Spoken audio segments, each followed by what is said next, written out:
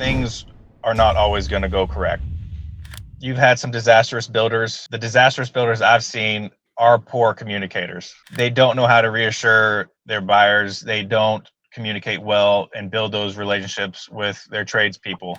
I guess as an overall construction manager, delivering the final home and seeing those excited customers and getting that positive feedback like, oh, you did a great job. We loved working with you. We never intend for things to go wrong, but when they do, we do want to fix it, and we need your help as a customer, as the homeowner. Welcome to the DFW New Home Podcast, the podcast where two realtors and new home experts share their insights on the exciting journey of buying and building new construction homes. We know that building a new home can be daunting, but we're here to make the process more approachable, informative, and enjoyable. Our goal is to empower you with knowledge and resources to help you make informed decisions about your dream home. Join us every week for insights, inspiration, and a little bit of fun on your journey to building your new home. All right. So we get to get started today. And in case you didn't notice, we have a special guest. We're going to introduce you guys to Trae. He is actually a builder here with a local builder. So we're going to grill him on all the questions about what a builder's job is and, why he likes building houses and all those fun things. So Trae, you want to take a quick second and introduce yourself to everybody and kind of give us a little bit of your backstory? Okay. Yeah. My name's Trae Rowland. I'm a project manager for Pacesetter Homes. I've been with Pacesetter for 5.5 years now, but been in the industry for 10. So started here in the industry right out of college. Didn't know I was going to end up here, but I've enjoyed my career since. And yeah, this is kind of a quick background for you guys. Yeah. And so what community are you building in now? Right now I'm in Lavon, which is in Lavon, Texas, actually our largest master planned community. Currently, we have a phase of 258 lots. And as far as I know, we plan on fully purchasing additional phases. So we'll be here for many years. Awesome. So before we jump into the questions, Trae actually was the builder that started my personal home. So I don't know if you remember that. I do. Yes. Yeah. Yeah. So back at Elvin Woodland. Yep. We built with Pacesetter back in 2020 when the world went to craziness, and Trae started my home. He didn't finish my home. He got transferred to another community. So we've had a connection for a long time. And of course, Trae and Megan used to work together in that community. So we enjoy Trae and getting to have him here. So Megan, you want to can we ask Trae the first question? I think the most important one is tell me what your actual job is. Do you I think so many people ask that question of what does my builder actually do? Are you swinging a hammer and putting hanging? And not only that, but there's builder with a capital B, the company builder. And then we also refer to the on-site supervisors as builders. So I know you recently got a promotion to project manager. Yay. Congratulations. Thank you. Well deserved. So maybe speak a little bit to what your position was before this promotion and what do you do as an on-site community builder? Okay, so builder is kind of a generic term that the industry uses, at least here in the Metroplex. Previously, my actual title was construction manager, the same position that other companies may call them community construction managers, superintendents. So you may hear different terms for the same position, but you'll generally hear the term builder. So that is the construction manager that is on site, handling the day-to-days on site. So scheduling material deliveries, scheduling labors, so coordinating those two things together. And then the biggest thing that I would say is the quality control. So we're on site not only making sure that the correct material is there, that the guys are there doing their work on time, but making sure that the work that is being done is of top quality that we're delivering to the customers. That quality is the controls, I would say, the biggest aspect of the position. I like to tell, I'm actually in the process of training an intern right now. And I was telling him the other day that we're only here because things tend to go wrong and we need to be the ones to be on site if something does go wrong to correct it. If everything went right, 100% on time, there would be no need for our position. So that is mainly why we are here. So you're saying if every trade showed up when they were supposed to show up and did the job they were supposed to do, you would be out of a job? I would be out of a job. If we're human, so we're imperfect. So, but if everything worked the way it was intended to, you would need one person to write a schedule at the beginning of a job, click go, and everyone just shows up on time. But we know that's not going to happen. So that is why we're here. We are to make sure that if there is an oops or if there's weather delays, which we're experiencing a lot right now, this time of year, just had a full week of rain. So that's pushed everything back. So I go back to my schedules, push everything out, try to work things around to minimize as much delay as possible and keep the project moving. Yeah. Yeah. On that note, so you're listing like some of the things that are challenging. Like, what would you say are the most challenging aspects of your job? Well, depending on the phase. So typically early on in the builds when we're doing groundwork, like I have 5 homes right now where I'm trying to get foundations in. Yeah. Weather is causing delays with that, with getting plumbing in the ground, even passing inspections. If the ground's wet at this time of the build, we're not going to get a pass inspection. And then of course, pouring concrete, we can't do it when it's too wet. Can't do it when it's too cold. Mm-hmm. There's even times when you can't pour concrete when it's too hot. Early in the builds, weather plays a big factor. At other stages or other hurdles, problems, I've had customers that can cause issues. What? Yeah, what? Crazy, right?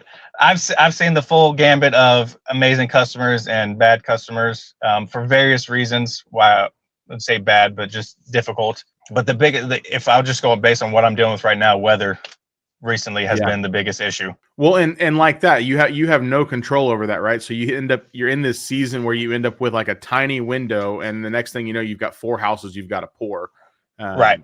And not enough time to make all of that happen, right? And then trying to explain to other customers, we have a concrete company that may work for 6 different builders. Well, if it's rained, that's backing up all of their jobs. So as soon as we get a dry day, it's like, well, I'm calling and asking and hoping that I'm the first one that they're jumping back on site to get the jobs done. But, they typically will, whatever job was scheduled first, they're going to go back to that one first. So we have 3 days of rain, but I already had 10 jobs that were ahead of me. Well, even after this rain is gone, they're going to hit those 10 in order. So it may be another 2-3 days by the time they're able to get back to me. So and I think that's an important thing to talk about, because not just in concrete, but in framers and brickers and tile guys, I think it's important for people to understand those tradespeople are not specifically employed just by you, correct? Exactly. Correct. I mean, they work for, some of them, at some levels, some builders, like with a capital B, employ guys that they send into all their communities, right? But then sometimes it's like, hey, these guys are working for you, they're working for the other builders in the neighborhood, they're working across. Talk me through that, because I think that's an interesting dynamic that not a lot of people recognize, is like, y'all don't actually have these trades, like they're not employees of you, they're contractors, and you have to work on building those relationships, right? Correct. Yeah. So as a builder, that's a very important aspect of my job, is to keep good relations with those trades. Because like you said, they are working. So let's take my plumber, for example. I honestly don't know how many other builders he works for, but I'm not his only one. So keeping good relationships with the supervisor, who's my main point of contact for the plumber, I want to be on good terms with him, because when I am in a pinch and I ask for a favor, I want him to be able to say, yeah, you know what, I got you. Whereas, I've seen many screamers and yelling builders, that trades don't like working with them. Those trades will not jump through hoops to help them out. They will put them on their list and put them on a back burner. So keeping those relationships is very important. And like you said, so I'll hire the plumber, and even those guys work for the plumbers, could be some subcontractors of the actual plumber.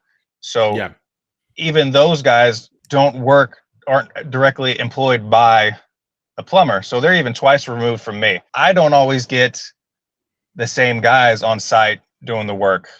If I see a good, group out working on site, I'll ask the supervisor, hey, these guys did an amazing job. I would like to get them back on my houses. Doesn't always work that way, unfortunately. Typically they do kind of go ahead.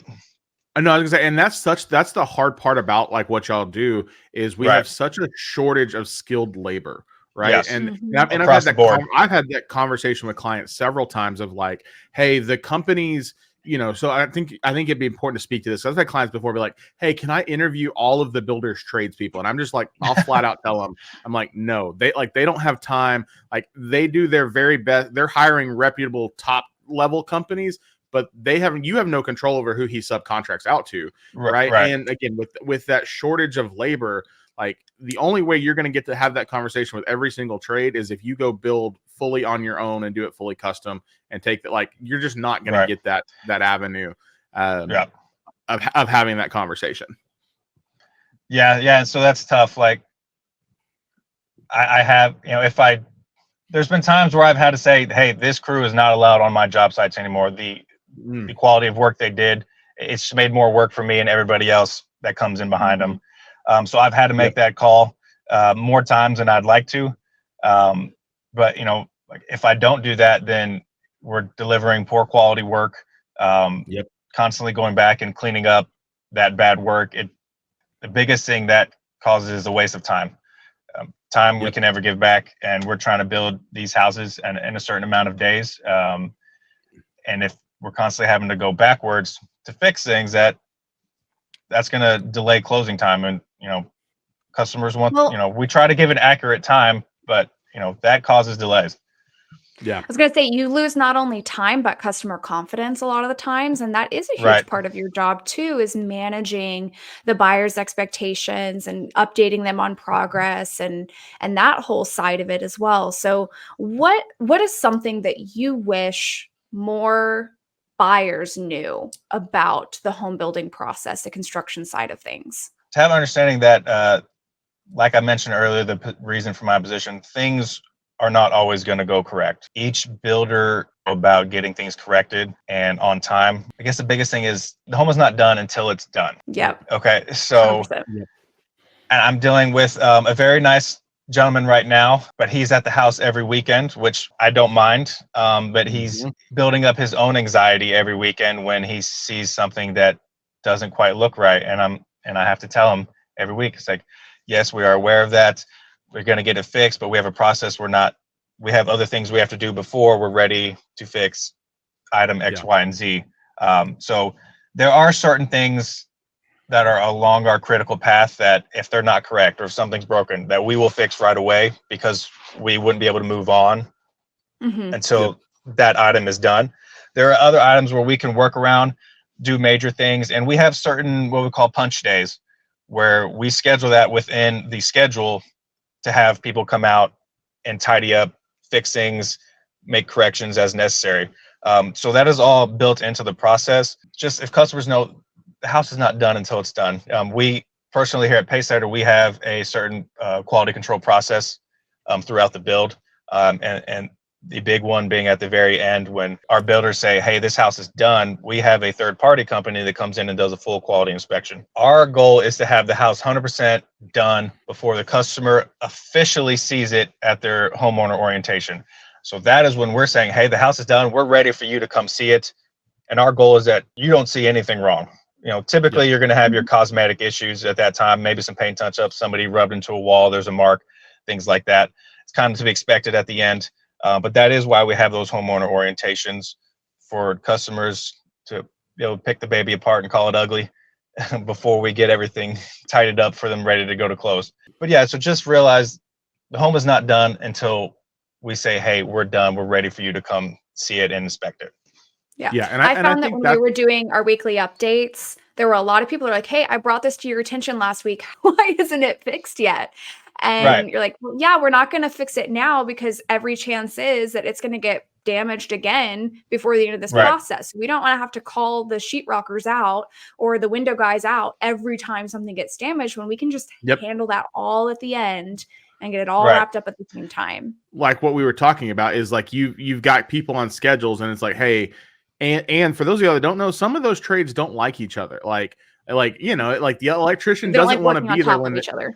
Yeah, working on top of each other. That's more like, hey, if we don't want to be fixing sheetrock while the electrician's working. Like that, it doesn't make sense. And so there's timelines that go with all that. And I always tell people, I'm like, guys, you're probably going to have a broken window. Your builder already knows it's there. It will be replaced before closing, but they're not going to replace it 10 times. Like it's just like it doesn't make sense. And that's a good example I always use in my pre-construction meetings is, hey, if we have a broken window at the frame stage, I'm not going to replace it until after brick is done because that's the most common time a window is going to break. And I don't want to replace the same window twice.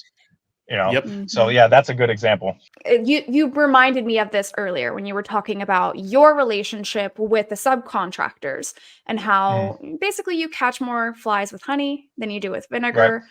So that leads into a conversation that I know you and I have privately had before. And we have those buyers that are out every single weekend and they're sending the lists every Sunday of everything that they found that was wrong. And then there's the people that are very sweetly like, hey, we were out and then we noticed this thing that made us a little anxious. Like, does it annoy you when the home buyers come out and they're coming out every weekend and checking out and coming to you with things that they think are wrong? It does not annoy me that they come out. To me, the more eyes, the better. Yep. Now, I've been doing this long enough to where inspect my house is good enough to where I have a good understanding of what's going on.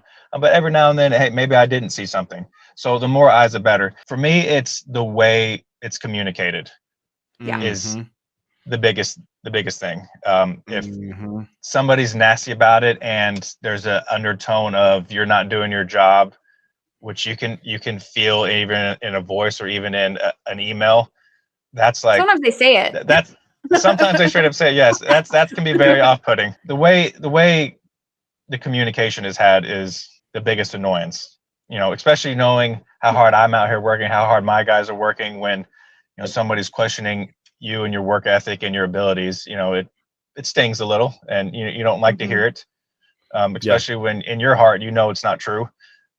So yeah, that can be tough. No, what I was gonna say is like what I think people don't realize is how many homes every build, like they're not just responsible. You're not just responsible for the one home, right? Y'all have 2 or 3 builders at this point in your community. I've got 2 and an intern, but we're running north of 40 homes right now. So yeah, between all of us. Each builder's carrying 4, and that's normal. Most communities you carry between 25 and 50, right? And so I think it's important to like, and I always tell my clients, I'm like, I promise you, your builder is walking your home. They may not be in your home every single day, but they're in your home more than you think they are. They're doing their jobs. They're getting those things in. And so it's not that they don't see them. And I think it's a good point. Like, hey, we want those eyeballs on the house. And I think that speaks to A, your integrity as a builder, and B, the integrity for the company you work for. Because I've had other builders that are like, oh my gosh, don't you ever show up. Don't and it's a horror story, right? So you want the eyeballs on the house, but we want to do that in a way that is like makes sense and is done with grace. And it's like, hey, just, don't be a jerk, please. Like, and there's so many moving parts in building a home. Like Megan mentioned earlier, most trades don't like to work on top of each other. So you'll have one crew come in and they're going to do their work. And sometimes, and it's unfortunate, there's a lack of regard for the other trades and the work that they've done. And they may damage something. And a big issue that's pretty much across the board is none of these trades like to tell you when they mess something up on the house for fear of retribution, of getting in trouble or whatever it is. I don't understand that. I would rather them just tell me. That way I know as soon as possible and I can get things fixed. But that does happen. So I've just never understood that. And I have one example in my career where I had somebody, and I remember it was a gutter guy. He was putting gutters up. His ladder slid off the house, knocked the coach light off. And he called me right away and said, hey, this is what happened. The coach light broke. And I said, man, don't even worry about it. I'll get it taken care of. It's not a big issue. The fact that he called me and told me right away, I was like, depending on what it is, there are things where it's like, okay, I know you guys didn't intend for this to happen, but unfortunately, you guys did break it. I've got to get it fixed, but I'm going to have to charge you to replace whatever this item is. A lot of times, if somebody is just tell me that it happened, I'll be like, man, I appreciate it. Don't worry about it. I'm going to take care of it. Just the honesty is like, I'm going to take care of it. Don't worry about it. Yeah. But I don't get that a lot. Yeah. You spend, unfortunately, builders or project managers spend a lot of time, like, for lack of a better term, you spend a lot of time babysitting, right? And it's, adult babysitter. Unfortunately. And again, that goes back to, lack of, we need more people in those trades. We need more people able to do those things. And it all just kind of gets complicated throughout the whole process. So I think that's an informal, important insight as people like think about building or buying inventory, things like that.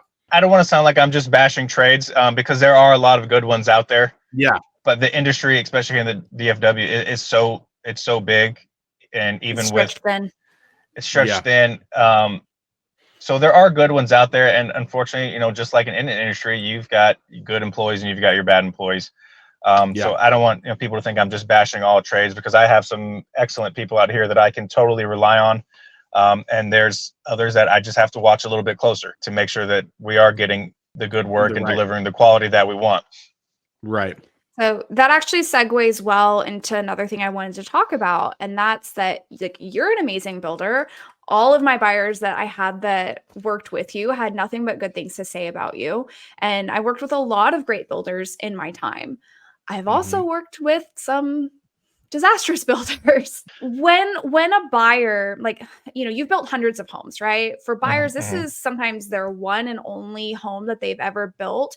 How do they know when they're dealing with, okay, these are just normal issues that come up in any build versus, okay, this is a big problem that needs to be addressed? How do they know?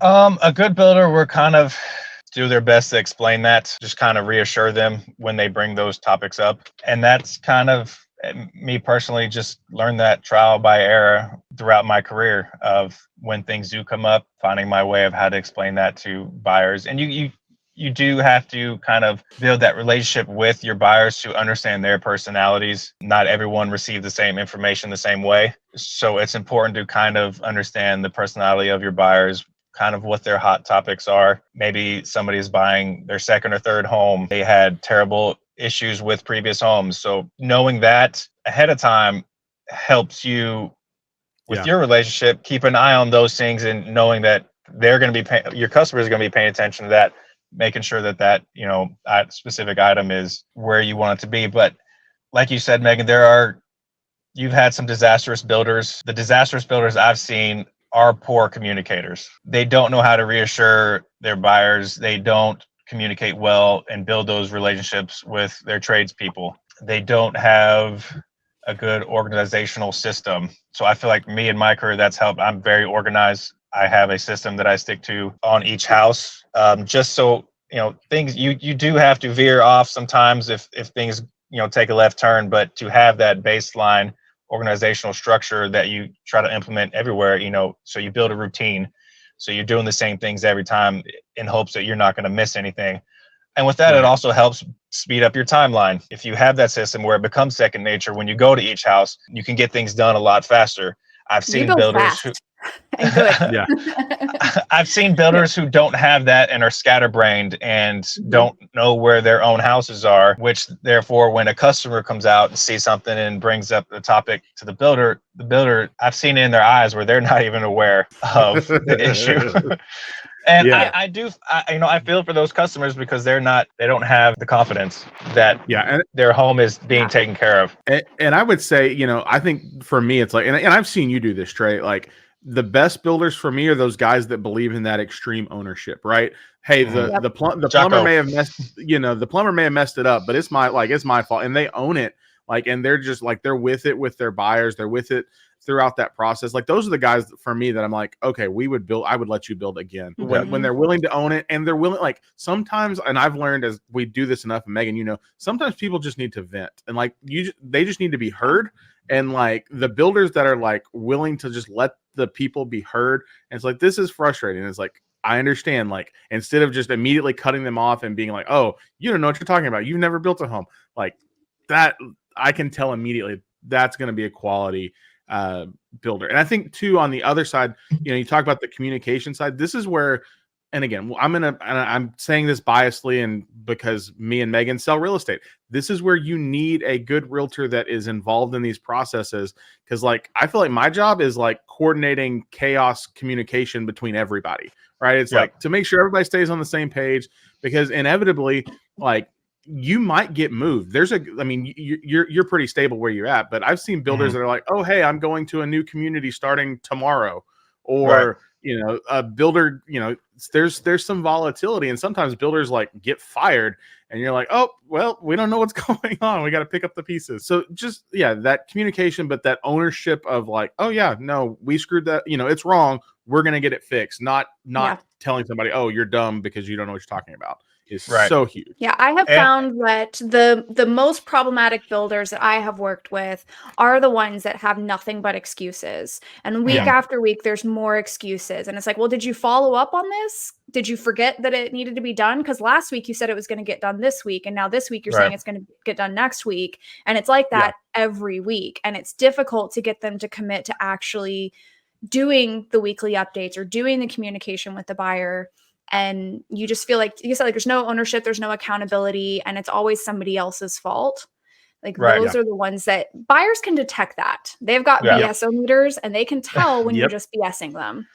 Yeah, and that only makes the job more difficult for the builder, because now that customer is paying closer attention to everything that's going on. Yeah. Essentially doing the job that the builder should be doing. Right. So because they feel like they can't trust someone else to do it. Right. And two, a lot of times, so here's a little bit of insight. So like anytime you close on a house, most of the time the company is going to send you a survey. True or false, Trae? Some builders' bonuses are tied to how those surveys come out. True. Yes. So just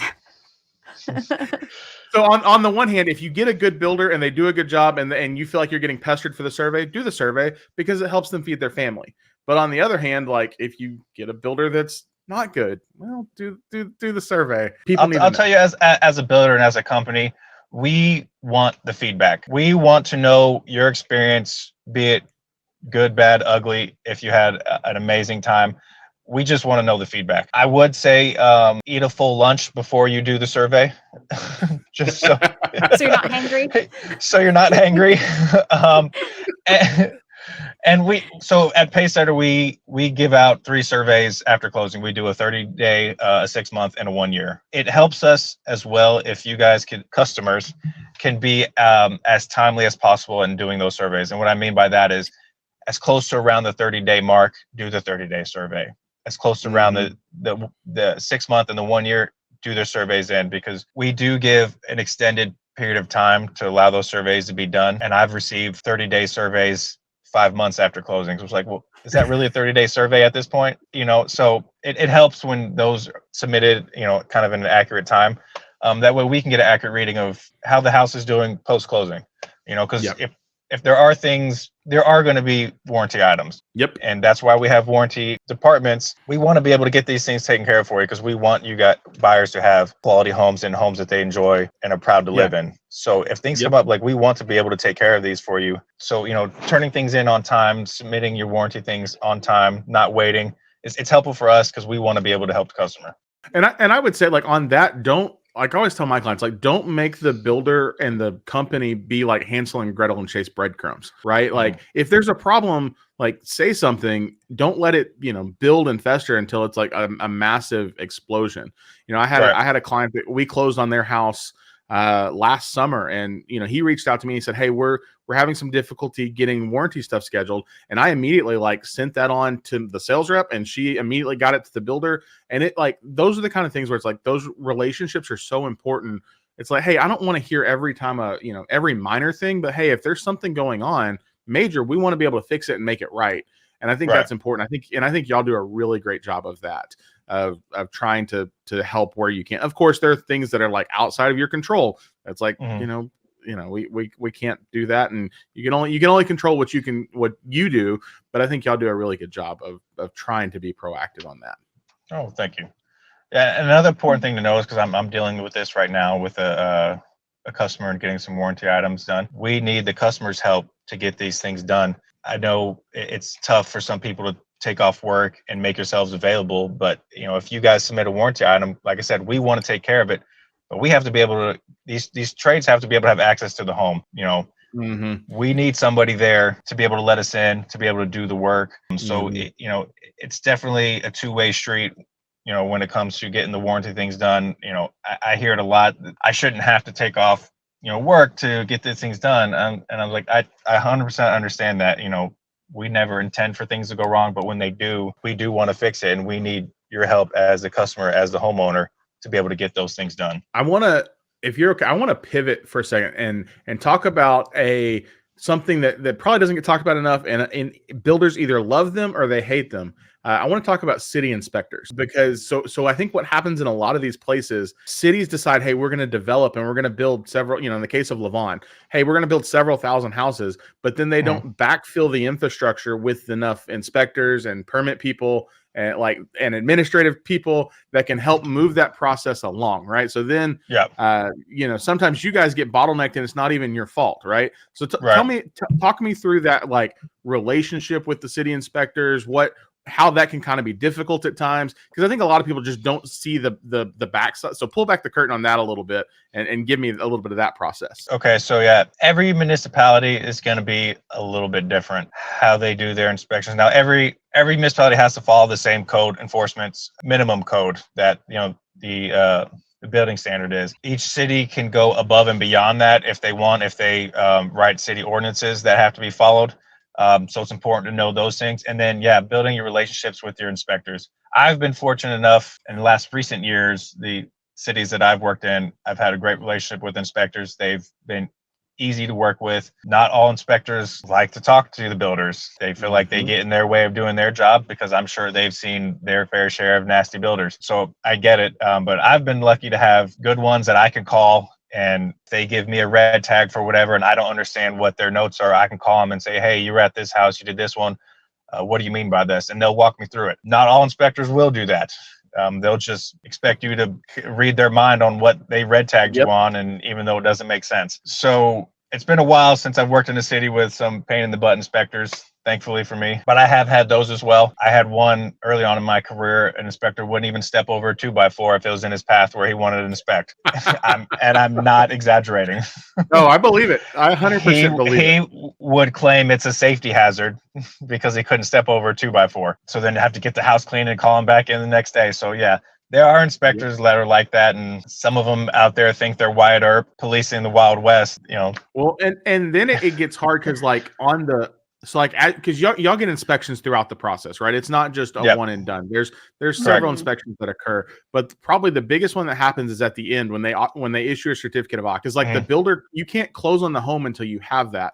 And I had a deal last year. We got delayed on closing by 5 days because they couldn't get a COE because it was raining and the guy wouldn't get out of his truck because it was raining. And I won't tell you what city it was. It doesn't matter.